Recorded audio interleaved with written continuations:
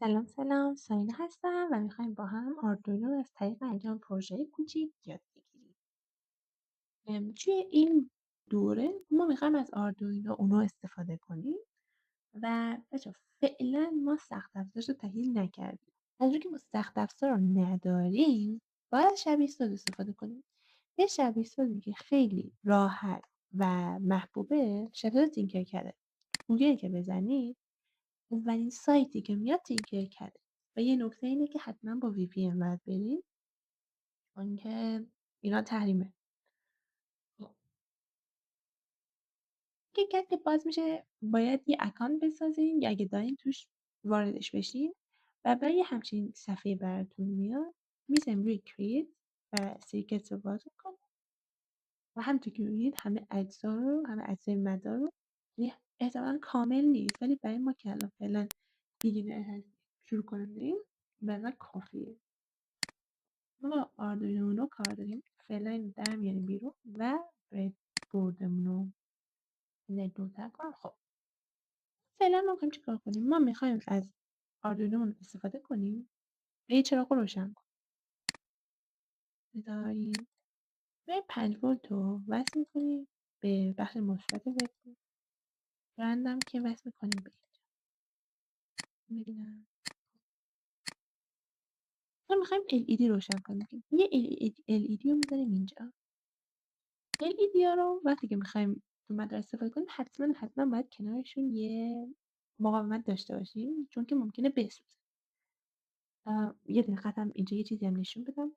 ببین این آنوده. زوم کنم. این پایه گیزای کج آنوده یعنی باید به بخش مثبت وصله یعنی باید به 5 ولت وصله. این کاتوده یعنی به زمین وصل می‌کنیم. با این حساب رزیستور رو وقتی که میخوام با این سری کنم من معمولا از بخش آنود سری میکنم. یه ورش رو می‌زنم به 5 ولت یه ورش هم می‌زنم به آنود LED بود. بعدش بخش کاتودش رو میام مستقیم وصل می‌کنم به بخش منفی یعنی به گراوند.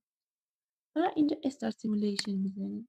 استارت سیمولیشن می‌زنیم می‌بینیم که چراغمون روشن شد. در حقیقت فلسفه وجود این پین 5 ولت اینجا همینه که وقتی که خواستیم اجزای دیگه تو مدار حالا به هر دلیلی روشن کنیم و ثابت روشن نگه داریم به جای اینکه مثلا یه باتری جداگانه یا منبع ولتاژ جداگانه داشته باشیم می‌تونیم از این پین 5 ولت خود آردوینو استفاده کنیم. این مثلا خیلی جالب و جذابیه. حالا به نظرم می‌تونیم وارد کد بشیم.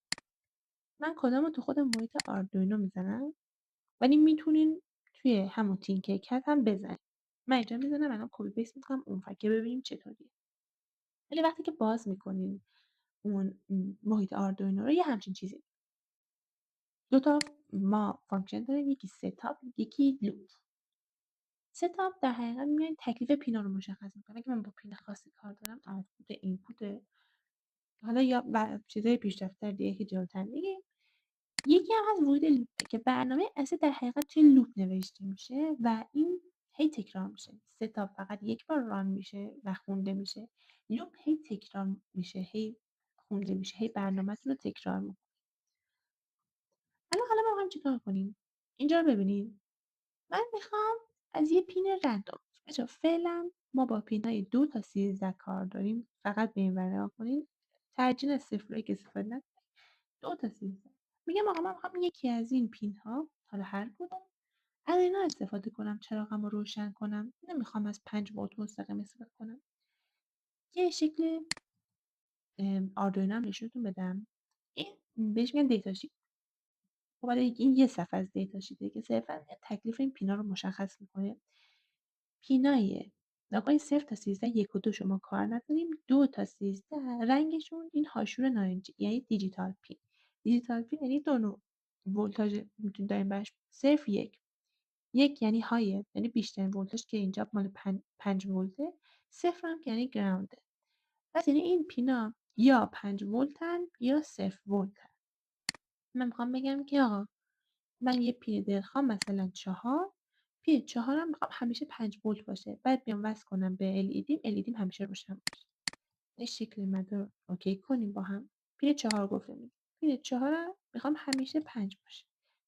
ببین اینو الان همینطور استار سیمولیشن کنی هیچ اتفاق خاصی نمیفته، چون هیچ ولتاژی نداره. ما میخوایم با برنامه نویسی یه کار کنیم که این پین 4 همیشه 5 ولت باشه. ما چیکار میکنیم؟ میایم اول تکلیف پینمو مشخص کنم. میگم آقا پین من دقیقا چیه اینجا. این مود میاد مشخص میکنه پین شما اوتپوت یا اینپوت. من اینجا پین 4م، نوعش میخوام اوتپوت باشه، میخوام یه ولتاژی رو بهش بدم از طریق خروجی، یعنی بهش خروجی ولتاژی رو بدم که چراغم رو روشن نگه داره. پس پین مود میشه 4، پین 4 و مودش هم میشه اوت. بچه‌ها آردوینو کیس سنسیتیوه، یعنی خیلی مهمه که اوتپوتتون رو همه آپر کیس می‌نویسین یا لوور کیس. اگه لوور کیس بنویسین ارور می‌خورین. من الان تکلیف پین 4 رو مشخص کردم. گفتم که من پین 4 رو اوتپوت دارم. حالا برنامه اصلیمو باید چیکار کنم؟ باید بگم آقا من این پین 4م که دیجیتال هم هست میخوام همیشه 1 باشه. از نظر منطقی ها 0 و 1 0 و 1 اما 5 ولت باشه. من میخوام بگم که این همیشه میخوام های باشه 5 ولت باشه. پس چی می‌نویسم؟ گفتم آقا دیجیتال رایت، اینم مشخص میکنم 4 میخوام های باشه. این یعنی وقتی که این خط کد خونده میشه تو این خط کد های پین 4مون. بعد چون لوپ داره تکرار میشه یعنی در حقیقت این یه خط خونده میشه و همیشه های میمونه. اینو من کپی کنم. اینجا حالا فعلا که ما سخت افزار نداریم، ولی اگه سخت افزار داشته اینجا میاین این کامو میبینین در حقیقت منظورش اینه کدوم پورت لپتاپتون اونو مشخص میکنین. آردوینو اونوتون رو مشخص کنین یا میتونین اینجا دستی پورتتون رو مشخص کنین. اینجا هم مثلا من دارم رندوم میدونم، فعلا ما چیزی نداریم. آردوینو اونو اینجا لازم مشخص کنین. بعد با این میتونین صرفا دیباگ کنین ببینین خطا داره کدتون باگ داره یا نه که نداره. بعد با این دکمه همیشه میتونید این پروگرامی که نوشتین رو آپلود کنین رو سخت افزارتون، یعنی کارهایی که میخواید رو سخت افزارتون انجام بدین که میگم ما فعلا نه. تو این شبیه سازمون چه کار میکنیم؟ اینجا یه بخش کد میزنیم. اینجا یه چیزی هست مثل بلاکس میزنین، اینم تکست انتخاب میکنین و کدتون رو اینجا آپلود میکنین. خب استارت سیمولیشن بزنیم. می‌بینید که روشن شده. یعنی در حقیقت من با پین 4م یه کار کردم که این همیشه روشن بمونه. حالا من میگم این که همیشه روشن بمونه حسن سربره، مگه نه؟ چیکار کنیم که از حسن سربره در بیاد؟ ما بچه ادامه کدمون رو دیگه همینجا می‌نویسیم. اگه خواستین تو آردوینو میتونین بنویسید، ولی من دیگه برای اینکه دارم ویدیو میگیرم همینجا می‌نویسم که کارم راحت باشه. میگم وقتی که میخوام چشمک بزنه یعنی یه بار بعد ولتاژش 5 باشه، بخش مثبتش یه بار بعد 0 باشه. 5 باشه روشن میشه، 0 باشه خاموش میشه. 5 باشه روشن میشه، 0 باشه خاموش میشه. پس میگم که الان اینجا های روشنه، بعدش بیا خاموشش کن. اول استاپ سیمولیشن میزنیم.